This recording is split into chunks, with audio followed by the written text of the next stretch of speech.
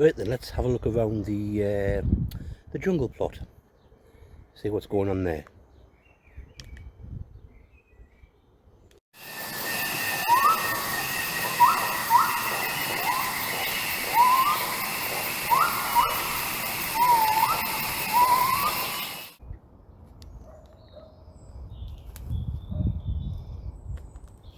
Okay, as we're coming to the gate, we have the archway which has black berries next to it.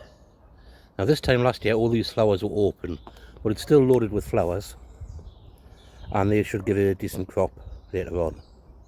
Next to that is the comfrey, which as you can see is ready for its first cut. And then here we have our autumn raspberries, John J, going back steadily.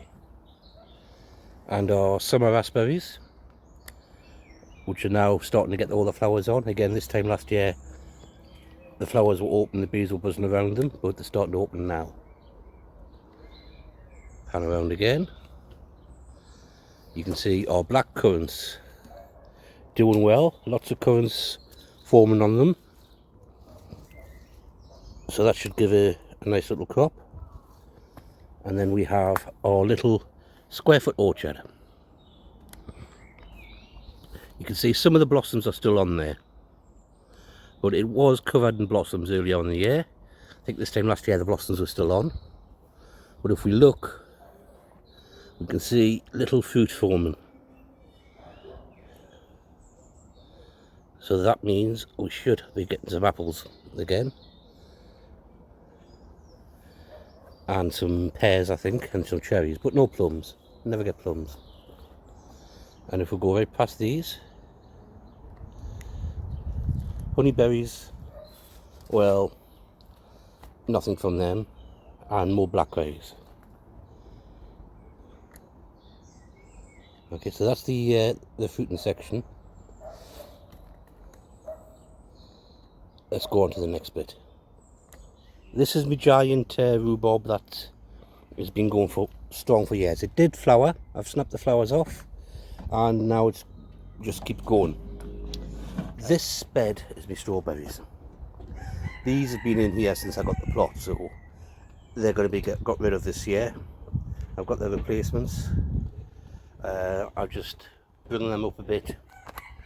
So I'll get some off of these this year, then they're coming out. And I will get the other ones, I'll show you them in a minute.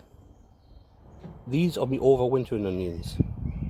I can't remember the variety. There's red and white in there. Now, it's a bit of a gamble this, because this is one of the beds that had white rot that I've been throwing the garlic powder on. So we'll see how well that does, and how much white rot I've got, if any. Hopefully none. And what my crop's like. They look fine, they look healthy, no rust on them. So I'm hoping to keep them that way. Next to those onions are these potatoes. These were sown in July, yep, July. They've been in that long. Dormant over winter, and now they're just starting to come up. This is the third year of having the spuds in this bed, just letting them grow back. So when I harvested it last July, threw green ones back in there and left them to fend for themselves, and overplanted with salads. This bed's with salads. It's looking a little bit sorry for itself, and the weeds are coming back because I planted them out because I needed to, and then they got hit again by the rain.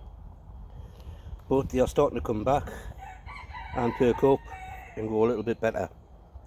So hopefully they'll survive. I've got more on the way in the polytunnel. Got some peas up the top and more scorzonera. That's why it's a perennial root veg, because I've dug that out a few times, ate it, and it comes back. But you can also eat the shoots in spring. So moving along from the salad bed, this is where I'm going to be putting the new strawberries. Just need to prep the bed. There's some spinach there that's going to be taken out, and these are, I think they've got, what they're called, I can't remember what they're called now. I'll put it underneath. These are the strawberries that I didn't order. I ordered a strawberry collection. They sent a substitute. Now the strawberry collection is day neutral, I have no idea whether these are the same, but day neutral don't wait for 12 hours, they wait for the temperature. Which means if you get warm springs, you don't have to wait till the equinox on to start flowering. If you've got them in polytunnels or greenhouses, then they'll start flowering as soon as they're warm enough. But I don't know if these are day neutral. And ever-bearing strawberries wait until the equinox, until you get enough daylight before they start bearing fruit.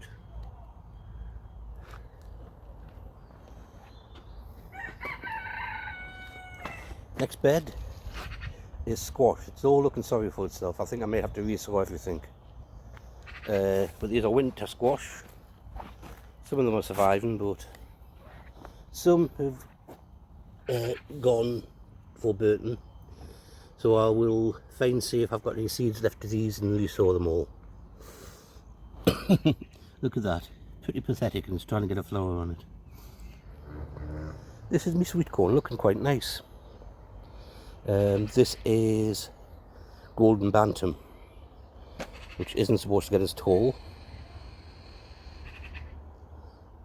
Now there's a little click of me irrigation starting the greenhouse, but I do need to fill it up today. In this bed a couple of courgettes, which again are struggling, so I've got some re-sown that I will be replanting.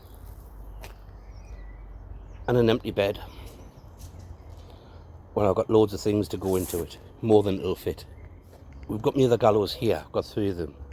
Now here I've planted mashwa, which is also known as, I think, turnip rooted nasturtium or tuberous rooted nasturtium. So it's related to the nasturtiums, obviously, but it produces a big fat root that's edible. Looking a bit dishevelled, they should bounce back, and hopefully they'll climb up this frame. And then underneath I'll have loads of their roots and tubers. These are the parsnips that I sowed in December. Now I sowed 3 lots. Really old seed, and fresh seed. And only the fresh seed has come through. None of the others came through. So even if you're trying to use the coal to bring them on, you still need fresh seed. Got some more of the strawberries there, and over here you can see I've got ochre, which is doing strong, and then in that bucket at the back there's Apios americana, the groundnut, American groundnut, which I'm hoping to grow, and I've got to get a climbing frame set up for that.